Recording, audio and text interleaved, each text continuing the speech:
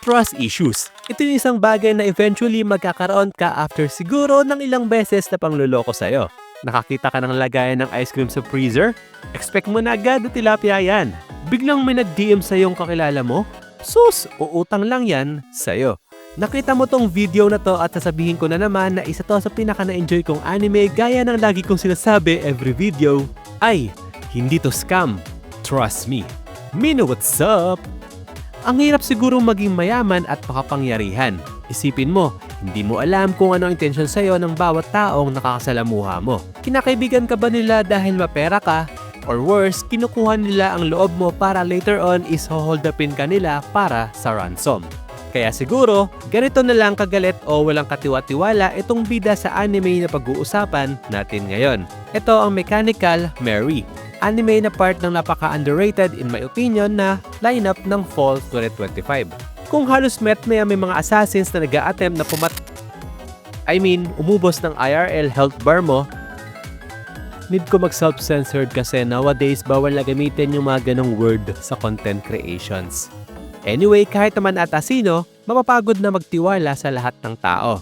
Basically, yan na ang naging buhay ni Arthur. Galit sa tao at higit sa lahat, sa mga sinungaling. Dahil isa siyang importanteng tao, kailangan ni Arthur ng tao magpoprotekta sa kanya. Pero, how?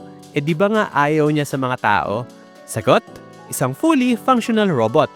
Enter, Mary, na hindi lang magaling sa combat skills, kayang-kaya niya pa mag-serve as maid at protector ni Arthur every time na may assassin sa paligid. So settled na. Ayaw ni Arthur sa tao, kaya robot ang binigay ng butler niya. So that's it me. Pero parang may problema o issue ata. Kasi itong si Mary actually is hindi talaga isang robot. Though papasa naman siya sa unang tingin kasi lumaki siyang expressionless at cold sa mga tao. Kapalit ng pagbayad sa pagkakautang ng pamilya ni Mary, ipinasok siya ng butler ni Arthur bilang isang maid pero di lang basta-basta maid. Kailangan niya magpanggap at mapaniwala si Arthur na isa siyang super realistic robot.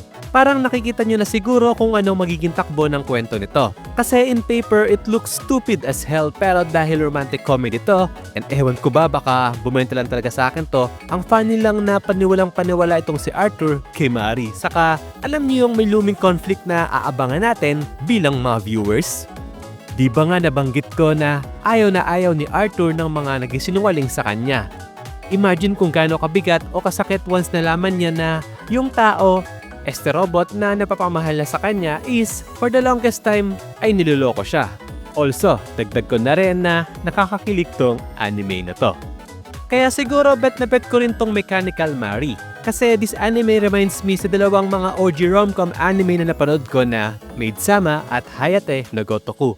Kaya kung naging fave nyo rin yung dalawang anime na yan, sobrang nire-recommend ko tong anime na to sa inyo. Hindi yan scam, promise.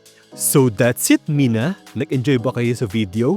If oo, give me a thumbs up. May mga may trust issues ba na nanonood ditong video? Comment nga kayo para makita ko. With that, well, yun lang.